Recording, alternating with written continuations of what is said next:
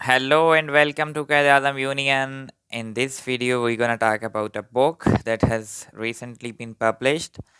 और ये किताब बहुत ही इम्पोर्टेंट है और पढ़ना इसके लिए इसको बहुत ज़्यादा ज़रूरी है क्योंकि इस किताब में जो है वो बरतानवी दौरे हुकूमत के ख़िलाफ़ उनके जुल्म व बर्बरियत के ख़िलाफ़ जो मुज़ाहमतें हुईं उनके बारे में डिटेल डिस्कशन है और ये एक नए पर्सपेक्टिव से स्टडी करती है ब्रिटिश एम्पायर की अर्ली जो एफर्ट्स थी कॉलोनाइज करने के लिए डिफरेंट रीजन्स के अंदर जो जहाँ पे वो गए। तो इसमें वो डिटेल है कि वहाँ पे क्या ये ब्रिटिशर जो थे वो इतने क्या पावरफुल थे कि जैसे ही गए इन्होंने कब्ज़ा कर लिया या वहाँ पे कोई पहले से लोग मौजूद थे जिन्होंने बहुत ही स्ट्रॉन्ग जो है वो रेजिस्टेंस प्रेजेंट की। I am talking about a book that is very interesting and it it gave me a great pleasure to read, and I read it twice because it's so enchanting, so captivating, and the style of writing is very much uh, fascinating. You can't keep it in the shelf. The book is named The Great Defiance and look at the cover. कितना प्यारा है इसका। सबसे पहला तो cover भी बहुत प्यारा है। यहाँ पे एक मराठा सोल्जर हैं जो कि ब्रिटिशर के ऊपर तीर चला रहे हैं और आगे से जो है वो बंदूक यूज़ कर रहे हैं, Enfield rifle I guess. So short title is How the World Took on the British Empire. So this book basically tells the story of the people who defied the British Empire. When early Englishmen came to different regions, it tells the story how they encountered early efforts of Britishers to occupy their regions. So इसमें different chapters हैं और different इलाकों के बारे में detail है।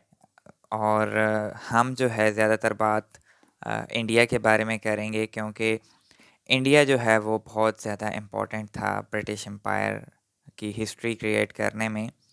और it is very interesting कि इंडियन जो सब कॉन्टिनेंट है वहाँ पे बहुत ज़्यादा मुज़ाहमत हुई ब्रिटिश के ख़िलाफ़ और वो एंड तक लगी रही, यानी कि जब तक आज़ादी नहीं मिल गई उस वक्त तक तो मुज़ाहमत होती रही।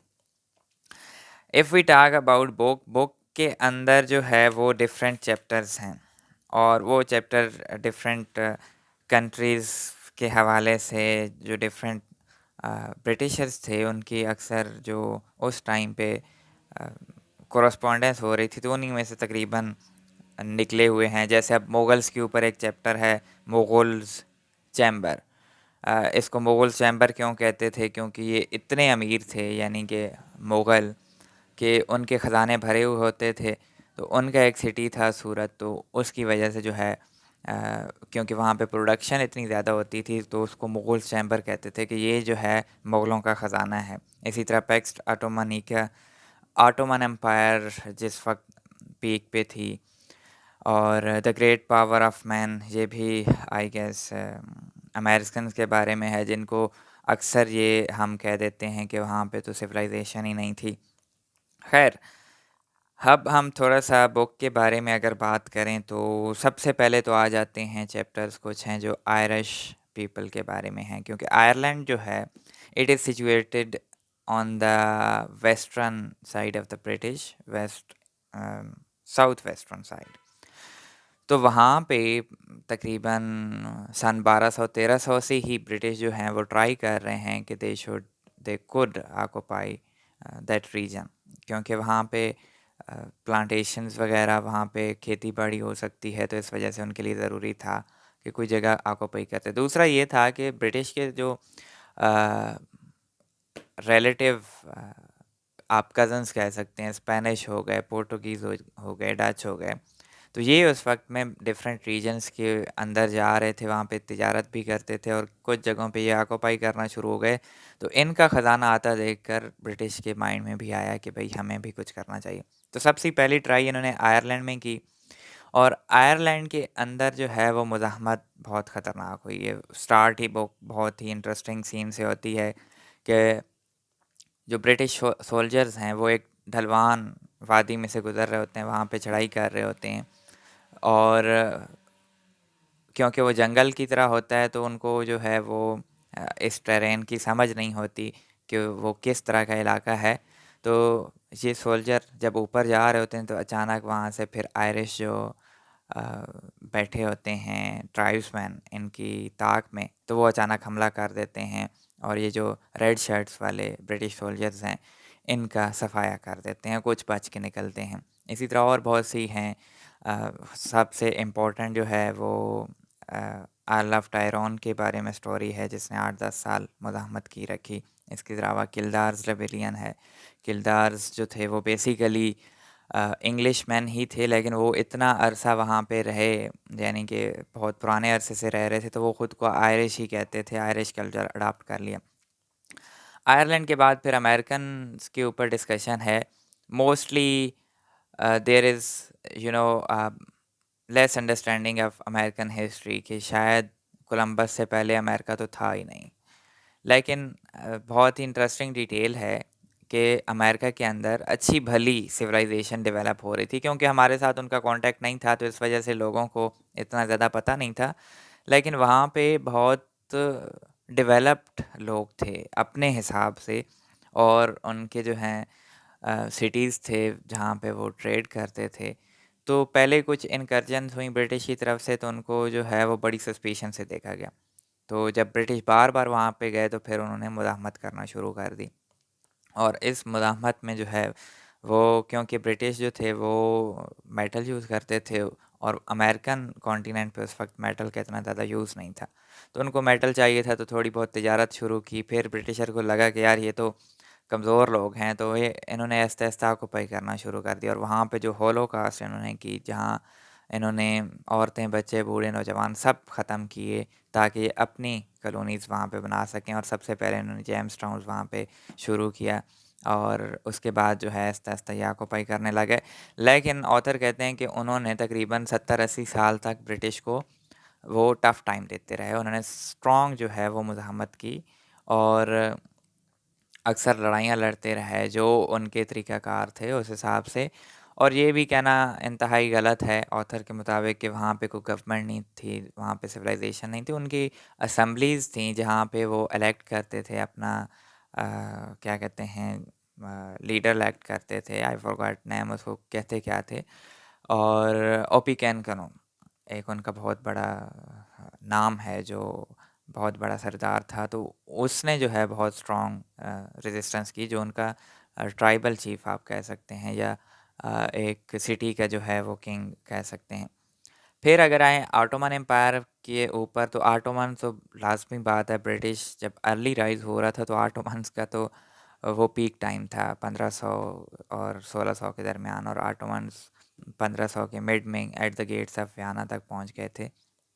और जब मेडिटेरेनियन में ब्रिटिश एंटर हुए, जो बहरा अहमर जिसको हम कहते हैं, तो वहाँ पे अ, इनकी लूट मार होती थी ब्रिटिशर्स की। तो इनको पता नहीं था कि यहाँ पे भाई ऑटोमन का जो है सिक्का चलता है और इनकी नहीं चलेगी। तो वहाँ पे ऑटोमन्स के फिर इनको पाँव पकड़ने पड़े, और जो क्वीन एलिज़ाबेथ थी उसको बहुत ज़्यादा फ्लैटरी करनी पड़ी ऑटोमन औरतों की, अपने जो ट्रेड रूट्स हैं वो सिक्योर करने की। और इसी तरह जो है अफ़्रीका की बात करें तो अफ़्रीका में जी देयर इज़ जनरल परसेप्शन के वहाँ पे जो है वो बस काले लोग रहते हैं। वो बिल्कुल उनके दिमाग कम हैं और वहाँ पे तो है भी कुछ नहीं। तो ये एक किंगडम ऑफ द होमी और उसकी मिसाल देते हैं कि वहाँ पे जब ब्रिटिशर गए तो उनको जो है पहले तो शौक हुआ कि वहाँ पे तो मैक्सिमम जो महल देखे तो ऐसे लगता था ये तो सारा सोना है भाई, क्योंकि वो उनके पास सोना, डायमंड, गोल्ड इतना ज़्यादा था। उन्होंने फिर स्ट्रॉन्ग तरीके से ब्रिटिशर्स को जो है वो रेज़िस्ट किया, और अफ़्रीकन ने भी ब्रिटिशर्स को ऐसे कब्ज़ा नहीं करने दिया। बहुत टाइम लगा, और वो टाइम में भी फिर उनकी आपस में जो कॉन्फ्लिक्ट होते थे उनका बहुत ज़्यादा इम्पोर्टेंट रोल है।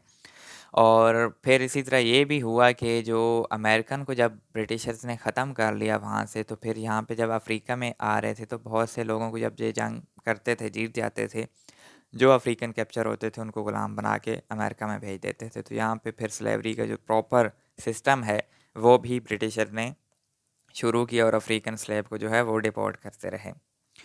मोस्ट इम्पॉर्टेंट चैप्टर्स जो हैं दैट आर अबाउट इंडियन सब कॉन्टिनेंट, और इंडियन सब कॉन्टिनेंट में ब्रिटिश के इनकाउंटर्स जो हैं दो बहुत बड़ी पावरफुल एम्पायर्स से हुआ।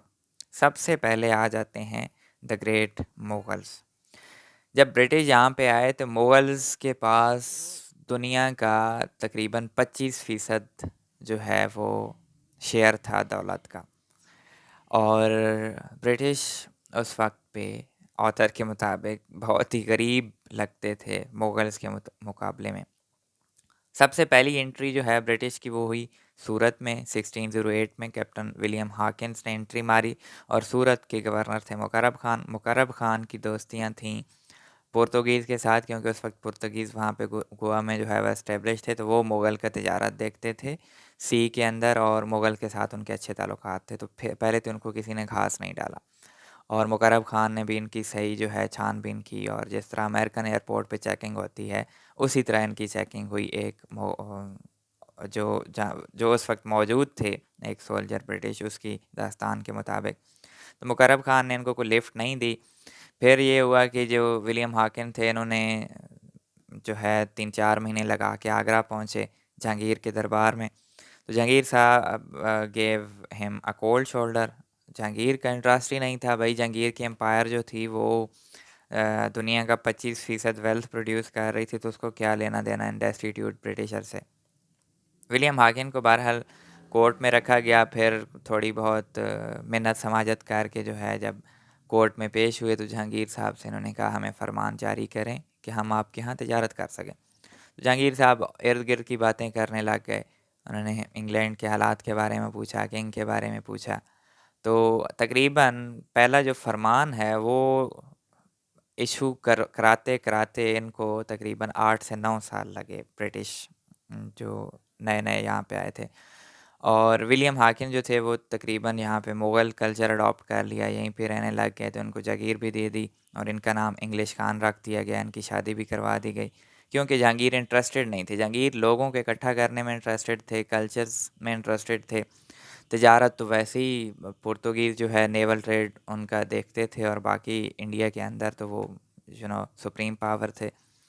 तो इसके बाद ये हुआ कि उन्होंने थॉमस रो को भेजा। थॉमस रो साहब ने मिन्नत समाजत करके फरमान निकलवा लिया 1615 में। तो अब फरमान के बाद आहिस्ता आहिस्ता जो है इन्होंने कोशिश की कि हम अपने आप को मिलिटरली इस्टेब्लिश करें, लेकिन मुग़ल्स कहाँ और ब्रिटिशर्स कहाँ। तो इनको ऑथर के मुताबिक हर वक्त जो है बहुत ही फ्लैटरिंग करके और बहुत गिफ्ट वगैरह दे के मुग़ल्स के साथ ताल्लुकात अच्छे रखने पड़े, और इनके लिए बहुत ज़्यादा इजी नहीं था यहाँ पे इंडिया में ट्रेड करना, और क्योंकि पुर्तगीज़ भी यहाँ पे एस्टेब्लिश थे। तो फ़ायदा ये हुआ कि एक दफ़ा पुर्तगीज़ और मुग़ल्स के दरमियान चपकलिश हो गई।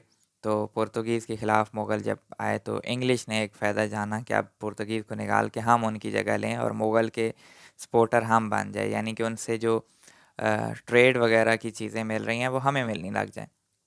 तो इन्होंने मुग़ल्स का साथ दिया तो पुर्तगीज़ हार गए। तो मुग़ल्स ने जो है इनको फिर आहिस्ता-आहिस्ता हाई पोज़ीशन देना शुरू कर दी। फिर आ जाते हैं जी तकरीबन 1650s के बाद, जब औरंगज़ेब का टाइम आया। औरंगज़ेब तो और ज़्यादा ख़तरनाक थे। तो औरंगज़ेब के टाइम पे एक और राइज़ होते हैं character, that is Shivaji Maharaj, जो मराठा एम्पायर के फाउंडर माने जाते हैं। मराठा बेसिकली एम्पायर नहीं थी, एक डिफेक्टो एम्पायर थी, क्योंकि बहुत परमानेंटली एस्टेब्लिश नहीं हुई कभी कि लॉन्ग अरसे तक जो है इनकी ट्रेडिशन चले। ये बेसिकली डिफेक्टो गुरिल्ला वॉरियर्स थे जो इन्होंने आखिर दम तक जो है मुग़ल एम्परर को सपोर्ट किया, मानते रहे, शाह आलम हो या उसके बाद जो भी। तो यानी कि इन्होंने प्रॉपर दिल्ली के ऊपर कब्ज़ा करके दिल्ली की थ्रोन से रूल कभी नहीं किया। इनका कैपिटल पुणे होता था। तो मराठा जो थे वो पहले तो आदिल शाही हुक्मरानों के जो है वो वारियर थे। जिस तरह टर्किश या अफ़गान होते थे मुग़ल के अंदर। तो मराठा ने ग्रेजुअली फिर अपनी पावर एस्टेब्लिश की और छोटा-सा किंगडम जो है वो बना लिया, उस पे कब्ज़ा कर लिया। तो मराठा जो शिवाजी थे, उन्होंने आहिस्ता-आहिस्ता फिर जो मुग़ल्स की टेरिटरीज़ थी, उन पे अटैक करना शुरू कर दिया। तो मुग़ल्स जो हैं वो आथर के मुताबिक वो भी बहुत सुप्रीम थे, मराठास वैसे गुरिल्ला वॉरियर्स थे। तो मराठा जो थे, मराठा और मुग़ल सूरत के ऊपर जब उनकी लड़ाइयाँ हुईं, तो दरमियान में 2 हाथियों की लड़ाई में कुचले ब्रिटिश जाते थे। तो आसान नहीं था ऑथर के मुताबिक कि ब्रिटिशर जो हैं बहुत ईज़िली इंडिया के ऊपर आके और कब्ज़ा कर लें, बल्कि इनको हर वक़्त जो है मुँह की खानी पड़ती थी। कभी मराठास मार रहे हैं, कभी मुग़ल्स मार रहे हैं, तो इनके लिए बहुत मुश्किल था सर्वाइव करना। और जो शिवाजी हैं वो सूरत की लूट-मार जब करने आए तो इनकी फैक्ट्री के ऊपर भी इन्होंने थोड़ा बहुत हमला किया। इनकी फैक्ट्री में था ही कुछ नहीं, तो इन्होंने फिर कुछ ले दे के अपनी मुश्किल से जान छुड़ाई। इसी तरह एक दफ़ा जो है वो इन्होंने बदमाशी की, एक नई जगह पे गए और मुग़ल्स ने इनको अलाउ किया कि आप वहाँ पे फैक्ट्री एस्टेब्लिश करें। तो जहाँ वहाँ पे उन्होंने फ़ोर्ट बना के और मुग़ल एरियाज़ में बदमाशी दिखाने लग गए। तो औरंगज़ेब ने कहा भई ऐसे तो नहीं चलेगा, मुल्क तो अपन सुल्तानुल हिंद, वो कहते हैं ना, एक अरबिक कोटेशन है, वाह वाह सुल्तानुल अज़ीम और सुल्तानुल हिंद। औरंगज़ेब ने कहा दौर तो मेरा है, तो आप लोगों को यहाँ पे इतनी बदमाशी तो नहीं करने देंगे। तो विलियम चेटिक आई थिंक चाइल्ड चाइल्ड इस तरह का कोई नाम था, तो उसने बदमाशी की, हमला किया। तो मुग़ल्स ने जब रिटेलिएट किया तो उनकी सारी जो है जगह तबाह कर दी और वो जो उनके गवर्नर थे वहाँ पे, उनको फिर जो है रींग के औरंगज़ेब की कोर्ट में जाना पड़ा। वहाँ पे माफ़िया माँगी कि सरदार जी गलती हो गई, नेक्स्ट टाइम आपकी बिल्कुल जो है नाफ़रमानी नहीं होगी। और उसके बाद फिर बंगाल के अंदर गए तो बंगाल के अंदर मुग़ल गवर्नर पावरफुल शाइस्ता खान थे। शाइस्ता खान ने तो इनकी सही मार कुटाई की, लेकिन शाइस्ता खान को जो चाहिए था वो था रेवेन्यू, क्योंकि वो दक्कन में मराठास के ख़िलाफ़ कैंपेन कर रहे थे। तो शिवाजी जो है वो बार-बार तंग कर रहे थे मुग़ल एम्पायर को। तो वो जो शाइस्ता खान थे, उन्होंने फिर जो है वो इनको अलाउ किया कि ट्रेड करें, ट्रेड से रेवेन्यू आएगा। और यही सवाल जो है इन्होंने एड्रेस किया कि हम देखते हैं कि ब्रिटिशर अगर आ रहे हैं तो उन्होंने मुग़ल्स ने इतने पावरफुल थे, निकाला क्यों नहीं है? तो ऑथर का यही जवाब है कि ये उस वक़्त जो था मुग़ल इतनी माइटी पावर थी कि कोई सोच भी नहीं सकता था कि कोई उसको चैलेंज करे। तो बाहर से जो ये एज़ अ ट्रेडिंग कारपोरेशन आई, तो ट्रेडिंग कारपोरेशन को वहाँ पे तिजारत की इजाज़त दे के उनसे टैक्स और रेवेन्यू, जो कि हर कंट्री आज के दौर में भी यही करेगा। तो इस वजह से उन्होंने नहीं निकाला कि ट्रेड के लिए आए हैं तो ट्रेड करें। ये तो बाद में जब वो मुग़ल एम्पायर थोड़ी बहुत वो सक्सेसर्स की वजह से डिसइंटीग्रेट होना शुरू हो गई और उसके भी 50 साल बाद जाके ये पावरफुल हुए। 1757 में बैटल ऑफ प्लासी हुई। तो 1707 में औरंगज़ेब की वफ़ात हुई, तो बहुत टाइम लगा उनको जो है वो एस्टेब्लिश करने में। तो शाइस्ता खान ने भी इनको जो है वो नाखून चने चबवाए और जब तक ये मुग़ल एम्पायर के असूलों के मुताबिक नहीं चलते थे तो इनके लिए बहुत ज़्यादा आसान नहीं था। और एक और बड़ी इंटरेस्टिंग स्टोरी है कि शाइस्ता खान एक दफ़ा दक्कन में गए और दक्कन में जो है वो कब्ज़ा कर लिया मराठास के ख़िलाफ़। जिस तरह मैंने कहा उनकी कोई एम्पायर वेल एस्टेब्लिश नहीं थी, ये जब भी इन पे हमला होता था तो ये गायब हो जाते। तो शिवाजी गायब हो गए और रात को जो है अचानक जो है महल पे शाइस्ता खान सो रहे थे, हमला कर दिया। और हमला किया तो जी शिवाजी जो है वो एंटर हुए उसके कमरे में, उसके साथ बेटा भी था। तो शाइस्ता खान भाग के उठे और शिवाजी ने ना ज़ोर से अपना चाकू मारा तो शाइस्ता खान की 2 उँगलियाँ काट दी और शाइस्ता खान ने खिड़की से छलांग लगाई, बाहर गए, सोल्जर्स को बुलाया। तब तक जो है शिवाजी ने उसके बेटे को मार के निकल गए। तो शिवाजी जो है वो बहुत आउटस्मार्ट, क्लेवर और यानी कि चतुर लीडर थे, जो बहुत ही एस्ट्यूट प्लानिंग करके जो है वो मुग़ल्स को तंग करते रहे हैं। बहरहाल मराठास ने बहुत ज़्यादा स्ट्रॉन्ग जो है वो एंग्लो मराठा वार्स भी आपने सुनी होंगी, स्ट्रॉन्ग रेजिस्टेंस की है। ओवरऑल ऑथर कहते हैं कि जी ये जो स्टोरी है ब्रिटिश एम्पायर की, ये कोई मिशन सिविलाइजेशन का मिशन नहीं था कि ये आए और बहुत ज़्यादा एडवांस थे, सुपीरियर कल्चर था ब्रिटिशर्स का, तो इस वजह से जो है इसे आके कब्ज़ा कर लिया। नहीं भाई, इनको 100-200 साल जो है वो अगलों के नीचे लग के काम करना पड़ा। जैसे मुगल्स में अगर ये 1608 में आए तो 1750 के बाद इनके पास पावर आई। तो इनको उनके असूलों के मुताबिक चलना पड़ा। और जो कल्चर एडवांस है जैसे मुगल्स था, मुगल्स तो पूरी सिविलाइजेशन थी। जैसे ताजमहल हो गया, मुख्तलिफ और प्रोजेक्ट्स हैं मुगल के। और जब पहली पहली बार आगरा में ब्रिटिश आए तो उन्होंने कहा भाई ये तो पूरे यूरोप के एक एक मुल्क जितना इनका शहर है, जिनको हम मुल्क कहते हैं यूरोप में, ये तो आगरा उन जितना शहर है। और इतनी well establish, well furnished streets, बाज़ार, सारा सिस्टम था। तो ये नहीं था कि बस मुग़ल सिर्फ़ अय्याशियाँ कर रहे थे, वो काम नहीं किया। मुग़ल्स जो थे डेवलपमेंट इंडिया की उन्होंने ही की। वो अभी तक जो है, जो सिटीज़ उन्होंने बसाए वो अभी तक वेल एस्टेब्लिश सिटीज़ हैं। दिल्ली है, आगरा है, इसके अलावा अहमदाबाद है, सूरत है, गुजरात है, ये सारे जो हैं मुग़ल्स की लेगेसी है। तो ओवरऑल द बुक जो है it is very interesting, very exciting, और इट इज़ मस्ट रीड जो भी इंटरेस्टेड है कॉलोनियल हिस्ट्री में। और ये तकरीबन 1800 तक, 1500 से 1800 तक कवर करती है, और बहुत इंटरेस्टिंग स्टाइल है। तो आई होप कि दिस बुक रिव्यू जो है वो आपने एंजॉय किया होगा, और आई वुड रिकमेंड कि आप इसको लाजमी पढ़ें।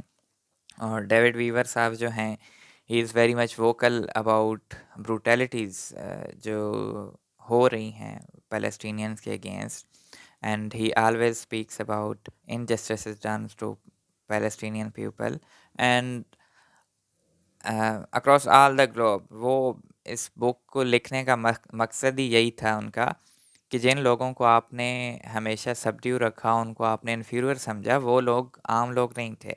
They have very developed culture, they have very developed cities, they have very developed kind of governments. So you can't say that they were, uncivilized or barbarian people, and Britishers were very advanced and highly, civilized culture, और वो जाके जो है वो civilized करने गए। तो that is not the case।